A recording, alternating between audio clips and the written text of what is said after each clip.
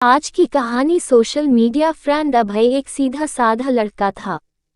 Graduation की पढ़ाई करने के लिए अब उसे अपना गांव छोड़कर शहर में दाखिला लेना था। किसान पिता ने एक एक पैसा जोड़कर अभय के लिए शहर में सारी व्यवस्था कर दी और ये सोचकर एक स्मार्टफोन भी दिला दिया कि ऑनलाइन पढ़ाई करने में इसका उपयोग होगा। स्वभाव से अंतर्मुखी अभय को अब अपने सपनों को पूरा करने के लिए बहुत मेहनत करनी थी। अपने संकोची स्वभाव के कारण वह शहर के बच्चों के साथ उतना घुल मिल नहीं पाया और दोस्त बनाने के लिए उसने सोशल मीडिया का सहारा लिया। ऐसे ही फेसबुक पर उसी शहर के मयंक नाम के एक लड़के से उसकी दोस्ती हो गई। मयंक का प्रोफाइल अभय को बहुत पसंद आया था। दोनों के बीच मैसेजेस का आदान प्रदान होना शुरू हो गया। पढ़ाई के लिए गए फोन का प्रयोग अब दोस्ती और मनोरंजक वीडियोस देखने में होने लगा। यहाँ तक कि क्लास करते हुए भी अभय का ध्यान मोबाइल स्क्रीन पर ही लगा रहता। मयंक और अभय की दोस्ती भी गहरी होती गई, यहाँ तक कि मयंक कई बार उसका फोन भी रिचार्ज करा देता। देखते देखते उनकी फ्रेंडशिप को 2-3 महीने बीत गए, पर अभी भी उनकी एक बार भी मुलाकात नहीं हुई थी। फिर एक दिन मयंक ने अभय को एक जगह बुलाने के लिए कॉल की। यार, एक बहुत अच्छी अपॉर्चुनिटी है, तू सुबह 10 बजे व्हाट्सएप के पते पर आ जा। अब पढ़ाई के साथ साथ तू हर महीने 5,000 रू भी कमा सकता है और इसी बहाने हम दोनों पहली बार फेस टू फेस मिल भी लेंगे। अभय की खुशी का ठिकाना नहीं था। दोस्त से मिलने की खुशी और पैसा कमाने का अवसर मिलने की बात से वो फूला नहीं समा रहा था।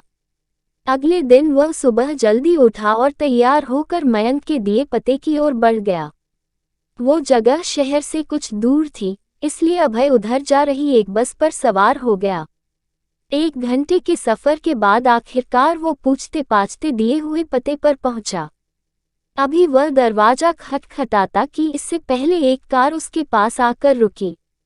उसमें से 45-50 साल का एक अधेड़ व्यक्ति बाहर निकला और बोला, सुनो बेटा, क्या तुम्हारा नाम अभय है? जी अंकल, अभय बोला।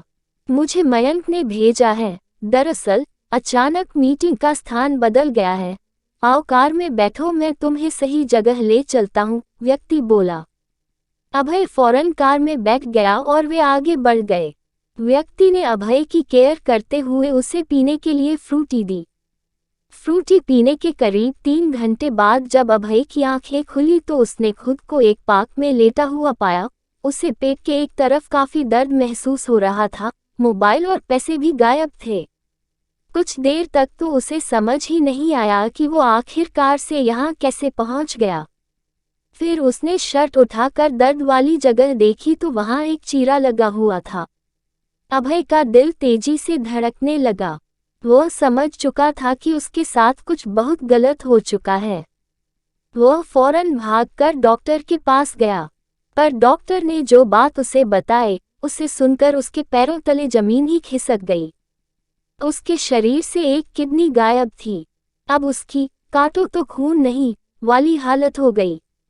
सोचने लगा, क्या सपने लेकर गांव से शहर आया था, अब अपने पिताजी को क्या जवाब देगा। वह भागा भागा पुलिस के थाने पहुंचा। वहां जाकर तो उसके सामने डिजिटल दुनिया की सारी सच्चाई सामने आ गई। यह जो फेसबुक पर मयंक का प्रोफाइल था वह कोई युवा नहीं बल्कि वही अधेड़ व्यक्ति था जिसने उसे कार में बैठाया था। वह आकर्षक अकाउंट बनाकर अभय जैसे लोगों को, जो सफलता शॉर्टकट में चाहते थे और ऐसे छलावे पे विश्वास करते थे, फांसता था। फिर धीरे धीरे पर्सनल लाइफ में घुसकर उन्हें नौकरी का झांसा देकर बुलाता। उसके बाद शरीर के अंगों की चोरी करता था। ऐसे कितने सारे केसेस उसके नाम थे।